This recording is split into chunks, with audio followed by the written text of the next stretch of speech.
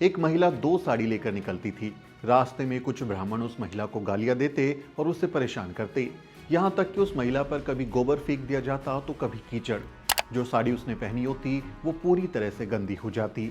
वो महिला इन सबको झेलते हुए स्कूल पहुंचती और सबसे पहले अपनी गंदी साड़ी को उतारती और अपने बैग से दूसरी साड़ी को निकालते हुए उसको पहन लेती और लग जाती लड़कियों को पढ़ाने में। उस महान महिला का नाम है सावित्रीबाई फुले। ये घटना 1 जनवरी 1848 के आसपास की है, क्योंकि इसी दिन सावित्रीबाई फुले और उनके पति राष्ट्रपिता ज्योतिबा फुले ने पुणे शहर के भिड़ेवाड़ी में लड़कियों के लिए भारत का पहला स्कूल खोला था। वो मुझ पर गोबर फेंकते रहे और मैं उनकी बेटियों को पढ़ाती रही। ये वाक्य कहने वाली महानायिका और भारत की पहली महिला टीचर सावित्रीबाई फुले का आज जन्मदिन है। सावित्रीबाई का जन्म 3 जनवरी 1831 को महाराष्ट्र के सतारा जिले के नायगांव नामक गांव में हुआ था। बचपन से ही सावित्रीबाई तेज तर्रार थी और उनमें सीखने की जबरदस्त ललक थी, लेकिन लड़कियों को तो पढ़ाया नहीं जाता। उनके पिता इसके पक्ष में नहीं थे, इसलिए उनको स्कूल नहीं भेजा गया और उस समय स्कूल उपलब्ध भी नहीं थे जो लड़कियों को शिक्षा देते हों। और वो सीखना तो चाहती थी, लेकिन फिर उनकी शादी हो गई। महज 9 साल की उम्र में उनकी शादी 13 साल के ज्योतिबा फुले से हो गई। अक्सर शादी के बाद आप देखते हैं कि लड़कियों की जिंदगी ही बदल जाती है और भारत का जो पितृसत्तात्मक समाज है, पुरुष प्रधान समाज में, उसमें महिलाओं को चूल्हे चौके तक ही बांध कर रख दिया जाता है। लेकिन सावित्रीबाई को एक ऐसा जीवन साथी मिला था जो महिलाओं को समान समझता था। वो महिला और पुरुष में किसी तरह का जेंडर भेद करने के खिलाफ था। ज्योतिबा फुले ने सावित्रीबाई की ललक को देखते हुए उसे पढ़ाना लिखाना सिखाया। देखते ही देखते सावित्रीबाई पढ़ना लिखना सीख गई और उन्होंने कई किताबों को पढ़ डाला। उन्हें ये बात समझ में आ गई कि अगर समाज की तरक्की चाहिए तो शिक्षा ही तरक्की का एकमात्र रास्ता हो सकता है। उन्होंने ये समझा कि शिक्षा का दीपक ही अज्ञान, पाखंड, गैर बराबरी और भेदभाव से भरे समाज में ज्ञान का उजियारा, समानता का उजियारा फैला सकता है। फुले दंपति ने लड़कियों को शिक्षित करने का बीड़ा उठाया, लेकिन उस समय के ब्राह्मणवादी समाज में महिलाओं को पुरुषों की गुलाम समझा जाता था। पुरुष चाहे जितनी शादियां कर लेते थे, जब चाहते तब अपनी पत्नी को घर से भगा देते थे। महिलाओं को पर्दे में रहना पड़ता था। मनु के विधान के मुताबिक किसी लड़की को पिता के कंट्रोल में, किसी पत्नी को पति के कंट्रोल में और किसी माँ को अपने बेटों के कंट्रोल में रखने की मानसिकता जोर पर थी। वो लोग उस तरह की मानसिकता के थे। पति की मौत होने पर महिलाओं को सती कर दिया जाता था।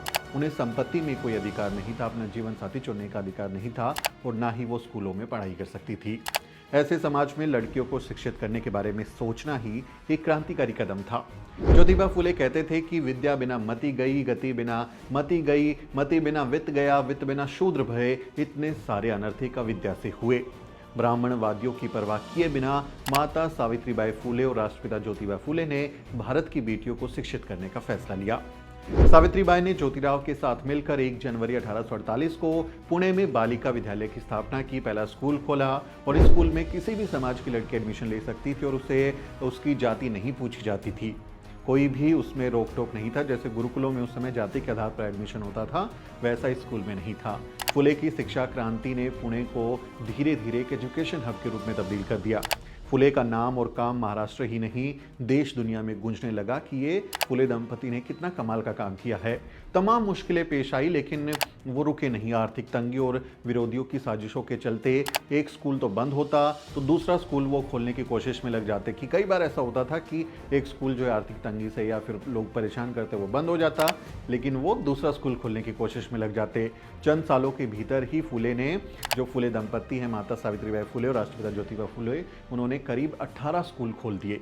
लड़कियों और अछूतों के लिए ज्ञान और मुक्ति का रास्ता बना दिया। बहुत बड़ी बात थी उस समय के लिए, जिस पर आज ये सरपट दौड़ते चले जा रहे हैं। आप देखें, चाहे वो दलित समाज हो, ओबीसी समाज हो, आदिवासी समाज हो, महिलाएं हों, तमाम लोग तरक्की के रास्ते पर आगे बढ़ रहे हैं। इसका रास्ता राष्ट्रपिता ज्योतिबा फुले और माता सावित्रीबाई फुले जैसे बहुजन नायक नायिकाओं ने ही बनाया है।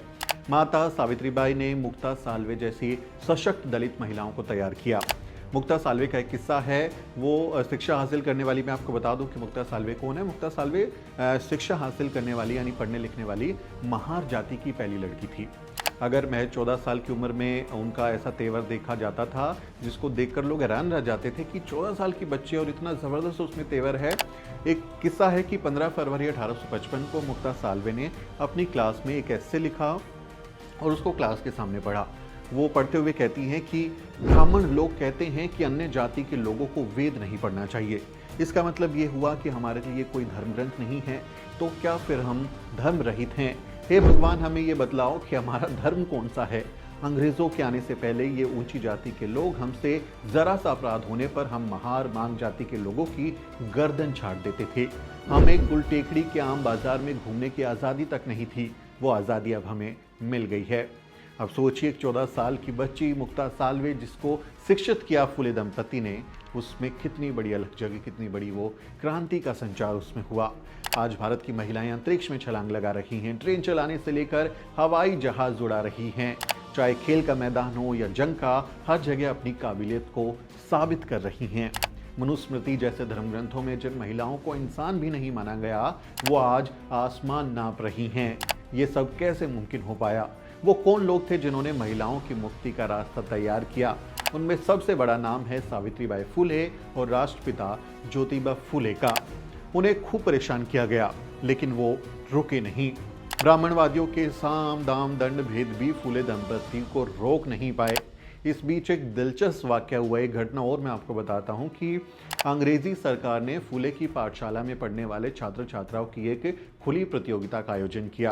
कहा जाता है कि अंग्रेज़ों तक उनकी पढ़ाई लिखाई की बातें पहुंच गई थी और कई लोग जो ब्राह्मणवादी लोग थे वो साजिश भी रच रहे थे कि ये तो सिर्फ दिखावा है, कोई पढ़ाई वढ़ाई वहाँ नहीं होती है, वहाँ पे बकवास होती है। तो अंग्रेज़ अफसर ने वहाँ पर एक कंपटीशन किया, ओपन कंपटीशन था और इसका मकसद था फुले स्कूल की जो विद्यार्थी हैं उनकी योग्यता को जांचना। यह आयोजन एक समारोह में तब्दील हो गया, एक बड़ा समारोह हो गया। लोग देखने आए कि फुले पढ़ा क्या रहे हैं और जब नतीजे सामने आए तो अंग्रेज अफसर भी फुले दंपति के कायल हो गए। इतने शानदार रिजल्ट आए थे। तब अंग्रेज अफसर मेजर कैंडी ने प्रतियोगिता के नतीजे घोषित करते हुए कहा था, पुणे शहर के लोगों, मुझे ये बताते हुए बहुत खुशी हो रही है कि ज्योतिबा फुले और सावित्रीबाई फुले के सभी विद्यार्थियों ने आज की ये परीक्षा अच्छे अंकों के साथ पास कर ली है। मैं हैरान हूँ, एक स्कूल के सभी स्टूडेंट्स इतने होशियार कैसे हो सकते हैं। खासकर लड़कियों ने तो कमाल कर दिया। इतने कम वक्त में इतना बढ़िया रिजल्ट वो लेकर आए हैं, मैंने अपनी ज़िंदगी में नहीं देखा। फुले पाठशाला के विद्यार्थी तो अंग्रेज़ों और ब्राह्मणों के स्कूल से भी आगे हैं। आप सब खुशनसीब हैं कि आपके पास ज्योतिबा फुले जैसे ग्रेट मैन हैं। Well done Mr and Mrs Phule, we all are proud of you, you are a true liberator.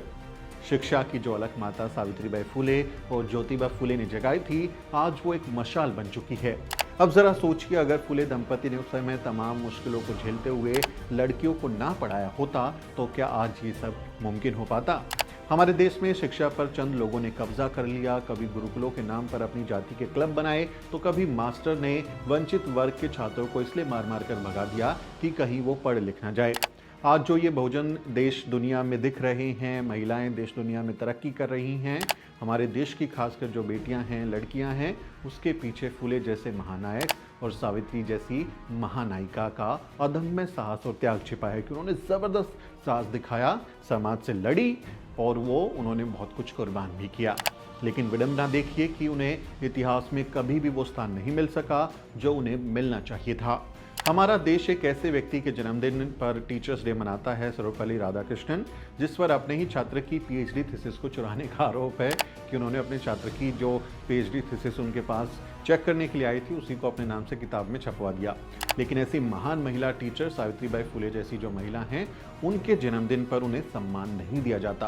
क्या सावित्रीबाई के जन्मदिन पर भारत में टीचर्स डे नहीं मनाना चाहिए? और क्या भारत की पहली शिक्षिका माता सावित्रीबाई फुले को भारत रत्न से सम्मानित नहीं किया जाना चाहिए? अपनी राय कमेंट में ज़रूर लिखें। आपसे अपील है कि वीडियो को शेयर करें ताकि बाकी लोगों की भी ज्ञान वृद्धि हो सके, वो इस महानायिका के बारे में कुछ दिलचस्प बातें जान सके। आपसे अपील है वीडियो को शेयर करें और हमारे चैनल को सब्सक्राइब करना ना भूलें। मेरा नाम सुमित चौहान है और इस वीडियो स्टोरी में मेरी मदद कर रही है मेरी सहयोगी अजरा। अगले वीडियो में मुलाकात होगी दोस्तों। वीडियो के अंत में आपसे एक छोटी सी अपील। साथियों, अगर आपको द न्यूज वीक का काम पसंद है और आप चाहते हैं कि हम यूं ही अम्बेडकरवादी पत्रकारिता करते रहें, तो हमारी आर्थिक मदद जरूर करें। आप अपनी स्क्रीन पर दिखाई दे रहे इस क्यूआर कोड को स्कैन करें और न्यूज वीक फाउंडेशन के खाते में अपनी दान की राशि भेजें। क्यूआर कोड के अलावा आप यूपीआई के जरिए भी मदद कर सकते हैं। आप हमारी यूपीआई आईडी newsweek@yes बैंक पर भी मदद भेज सकते हैं। इसके अलावा आप हमारे अकाउंट में भी मदद भेज सकते हैं। खाते का नाम है News Week Foundation, account number है 02358878 00000640। IFSC कोड है YesB000235। बैंक का नाम यस बैंक है और ब्रांच है नेहरू पैलेस, दिल्ली। आप डोनेशन के एवज में इनकम टैक्स में भी छूट पा सकते हैं। डोनेशन की रसीद पाने के लिए ट्रांजैक्शन का स्क्रीनशॉट हमें भेजें। टाइप करें डोनेशन स्पेस आपका नाम और हमें 8595794224 पर व्हाट्सएप करें।